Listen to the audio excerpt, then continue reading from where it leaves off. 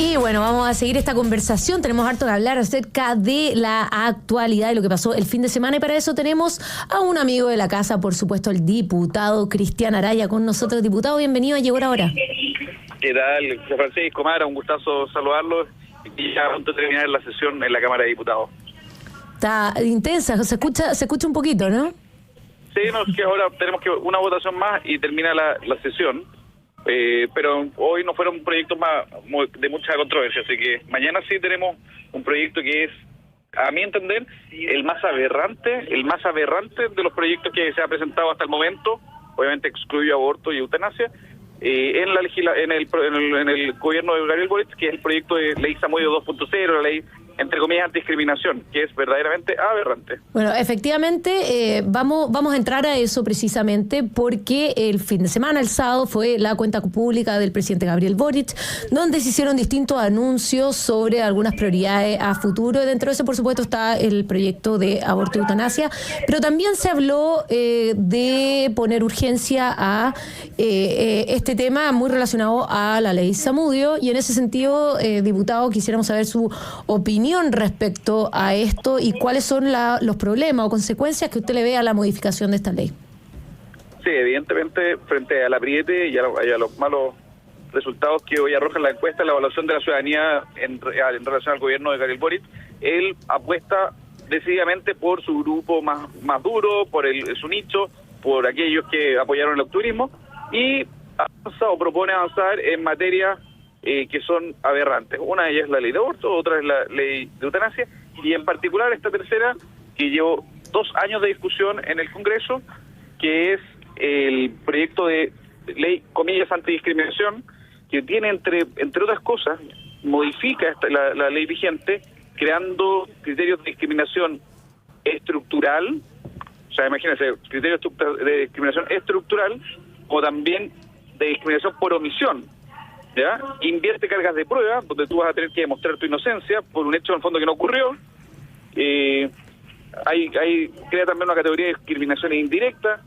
Después prohíbe cualquier acción de cualquier grupo que vaya a cuestionar la acción afirmativa de una transición, un cambio entre comillas de género, de sexo. El proyecto después luego da una serie de incentivos para las denuncias temerarias, porque no la sanciona de ninguna forma. O sea, esto va a ser un festival de denuncias de discriminación, y incorpora una cuestión que es muy aberrante, que a ustedes como programa les puede afectar directamente. Cualquier caso de que haya sido denunciado y la denuncia haya sido declarada admisible por discriminación, bueno, van a tener la obligación de que ese contenido tenga un cartel, un letrero que dice que esto es parte de un litigio. O sea, da lo mismo, en el fondo no le permite ni siquiera al juez decir, ¿sabes qué? Esto tiene o no tiene peso, tan solo si es admitida, o sea, si cumple con las formalidades, bueno, va a obligar a esto. El daño de esto puede ser tremendo. Y así una serie de otras cosas que va a generar, en el fondo, la judicialización de todo esto, una serie de incentivos para buscar indemnizaciones y multas. O sea, verdaderamente esto es un arma de persecución política a quien piensa distinto. Y en ese sentido, ¿cómo ha avanzado la tramitación esto en el Congreso? Mañana, ¿qué trámite sería y qué es lo que faltaría para la tramitación de esta ley? Mira, este proyecto el gobierno le puso suma urgencia legislativa. Mañana se vota, ya pasó por la Cámara, por el Senado, pasó ahora a la Cámara de Diputados y le pusieron suma urgencia, entonces se va a votar en general y en particular. ¿Cómo se ve esa situación mañana en términos de la votación en general y en particular? Mira, en general, en la votación en general no tengo claridad. Esto depende mucho de los sectores de la democracia cristiana, de demócratas. O sea, son esos sectores hoy los que van a tener que pronunciarse, porque evidentemente el anuncio de una ley, comillas, antidiscriminación, es para ellos muy difícil oponerse, pero basta que empiecen a conocer la norma, y es un poco lo que hemos estado las últimas sesiones explicándole, que detrás de este título, que puede parecer muy noble, lo que se encierra es una persecución, una censura, una ley mordaza. Entonces, creo que en particular, al menos, muchos de los artículos debiesen ser rechazados, y nosotros vamos a apostar a tratar de rechazarlo en general, porque es verdaderamente una aberración jurídica. Tomó 2 años de discusión, donde estuvimos junto a la diputada Osandón, el diputado Kaiser, peleando de forma muy intensa, pero teníamos minoría, y aquí tal vez los sectores más radicales, representados entre otros por Emilia Schneider, Lorena Pizarro y otros diputados, fueron los que presentaron una serie de indicaciones muy influidas por ONGs como la del Móvil, y que fueron escribiendo en fondo este proyecto de ley de forma muy, a mi entender y a mi forma de ver, aberrante. Yo creo que mañana vamos a ver verdaderamente quién está dispuesto a al menos criticar y cuestionar lo que en el titular puede parecer bajo el título de antidiscriminación, pero que en la práctica lo que hace es amordazar al que piensa diferente.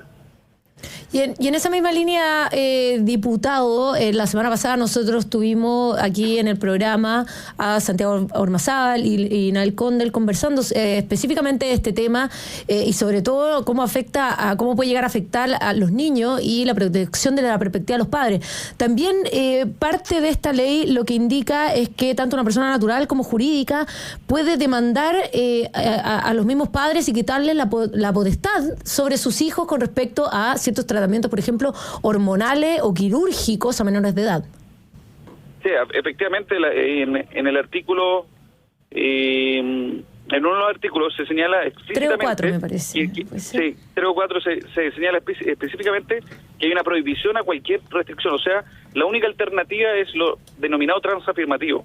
O sea, un niño que hoy está, en el fondo, en el proceso de desarrollo de su sexualidad, bueno, si tiene una eventual inclinación o un cuestionamiento, incluso si ha sido, en el fondo, influenciado por externos, no va a poder recibir ni el consejo, ni el acompañamiento, ni el apoyo psicológico, psiquiátrico y espiritual que requiere, cuestionando, en el fondo, lo que se impone en la práctica, que es básicamente decir, ¿sabes qué? O cambia de sexo, o lo otro es considerado discriminación. Entonces, es una lógica bien perversa, porque al final atenta contra la dignidad de las personas, contra los derechos de los niños, contra el derecho de los padres, y al final demuestra que a ellos, quienes están detrás de esto, no les importa el bien de los niños, no les importa su futuro, no les importa su porvenir, sino hacerlos presa de esta ideología, hacerlos presa de estas aberraciones, y que los termina, entre otras, condenando al consumo, por ejemplo, en el caso de aquello, al suministro de, por ejemplo, hormonas. O sea, cuando se inicia un tratamiento hormonal en un menor, esto es una condena de por vida, porque todo el resto de su vida va a tener que estar sometido a un tratamiento. Entonces, evidentemente, aquí hay una cuestión muy perversa detrás y que nosotros hemos denunciado durante estos 2 años y que esperamos mañana tenga resultados y que nuestros colegas acá en el Parlamento sean capaces de levantar la voz frente a una, insisto, aberrante. Y aquí le pido a todos los que nos están escuchando que en redes sociales, que por correo electrónico levanten la voz. Necesitamos que la ciudadanía se manifieste. En un minuto voy a subir un hilo muy detallado explicando artículo por artículo los más complejos para poder demostrar por qué nosotros nos oponemos a lo que, insisto, en el titular muchos van a decir antidiscriminación, pero la práctica es una ley mordaza y contraria al fondo a la dignidad de las personas. Y ahí, pasando a otro tema, diputado, estamos conversando con Cristian Araya, diputado del Partido Republicano. ¿Qué le pareció la cuenta pública que fue y terminó bastante polémico a propósito del anuncio del aborto y eutanasia por parte del presidente Boric? Pero hubo harta otras cosas que marcaron esta cuenta. ¿Qué le pareció? Mira, en general yo creo que hay un consenso y que ha quedado muy claro que este era un voladero de luces, una bomba de humo.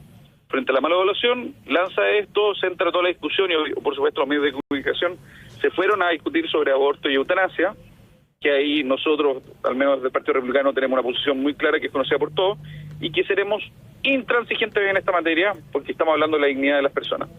Pero esto lo que trata es ocultar toda la crítica que tiene en materia de seguridad, de desarrollo y crecimiento económico, le habla a su grupo duro, le habla al lucturismo, le habla a esa base frente amplista comunista, desechando en gran medida a los sectores comillas, más moderados, o la democracia cristiana o el PPD, pero sabe que al final terminan actuando como un vagón de cola que se dejan llevar por las presiones de estos grupos más radicales. Creo que Marcelo Cubillos lo definió muy bien. El primer año tuvimos anuncios y promesas, el segundo año explicaciones de por qué no las cumplió, y el tercer año ya es lisa y llanamente hablarle a su barra brava. Yo creo que eso es en gran medida la cuenta pública, una cuenta pública con mucho discurso, con mucho guiño a sus sectores más radicales, pero que en la práctica, en los problemas reales, el problema contingente, dejó muchísimas materias de lado entre ellas una que preocupa muchísimo a nuestras policías, que son en el fondo la posibilidad del bono trimestral, en el fondo una suerte de PMG para nuestras policías, y eso lamentablemente quedó fuera. O sea, hay plata para aumentar el Estado, hay plata para contratar más amigos, compañeros, parientes, pero no hay plata para mejorar las condiciones laborales a nuestras policías. Y eso es obviamente alarmante. Bueno, no se puede esperar algo distinto de Gabriel Boric. Y en la línea de esta misma cuenta pública, y pensando como en la estrategia que está buscando hacer el gobierno, porque al menos de diversos sectores del oficialismo, al menos el socialismo democrático y algunas personas, algunos diputados también de la democracia cristiana, un poco apelaron a que el discurso generaba cierta división y problemas para después llegar a consensos dentro del Congreso. Ahora, ¿se sacrificaron consensos de proyecto en el Congreso con fines o miras a las municipales? ¿O cuál es su visión de la estrategia que generó el presidente Boric para el foco del discurso del sábado? Sí, en el fondo el presidente Boric no está preocupado de gobernar, no está preocupado de darle gobernabilidad a su equipo, y está dispuesto en el fondo a sacrificar las relaciones que ellos mantienen, por ejemplo, en el Congreso, con tal de poder hablarle a su barra. Él está pensando en las redes sociales, sabemos que es un tuitero muy activo, está pensando en sus grupos de amigos más cercanos para que lo aplaudan, lo reconozcan, hablarle en fondo a sus círculos woke de simpatizantes y promotores del aborto y otro tipo de razones, pero no en fondo a un buen gobierno. Aquí evidentemente, pues en materia, por ejemplo, aborto no tiene mayoría, eso lo sabemos, pero con esto tensiona, con esto le habla a uno, y lo que genera es que muchos puentes que normalmente existen en el día a día o espacios de discusión, de diálogo, se rompan. O sea, vemos que no le interesa el fondo el porvenir y una buena gobernabilidad, sino solo hablarle a su círculo más cercano. Seguramente llegó ese día a su casa y su grupo de amigos en algún asado lo aplaudieron, lo felicitaron, pero de gobernabilidad, de futuro país, cero. Bueno, y a propósito de esto mismo, nos están quedando pocos minutos, pero queríamos preguntarle algún comentario a propósito de la detención o la declaración de prisión preventiva del alcalde Jadwe. ¿Cuál es su opinión al respecto, la opinión de la bancada? Mira, aquí hago muy claro que el alcalde Jadwe no solo parecía, sino que era alguien de práctica, fondo, no solo cuestionable, sino aquí en este caso delictiva. Creo que queda absolutamente claro, y por eso los tribunales determinan dejarlo en prisión preventiva. Él fue muy duro, y vi como muchos sectores de izquierda en otros casos planteaban que debía ser inflexible frente a la corrupción, y ahora vemos que les cambia el discurso, incluso cuestionan al Poder Judicial, incluso cuestionan el uso de esta medida de prisión preventiva. Recuerdo por ahí algún tuit muy duro del diputado Santana, pero que ahora dijo exactamente lo contrario, y así una voltereta de muchos. Yo creo que aquí queda claro que toda esta parafernalia, todo este humo que durante muchos años el alcalde Jadwe le vendió a la ciudadanía con las farmacias populares y otro tipo de iniciativas, terminaron siendo...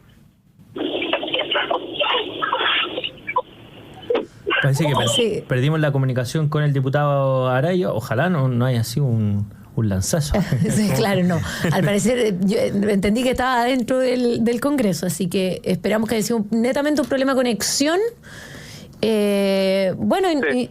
Ahora diputado. Recuperamos al diputado Araya, sí. Sí, perdón. No, esperamos que pronto el alcalde Jadwe sea condenado y que la ciudadanía tenga claridad de todo lo que significó esa mala administración en Recoleta.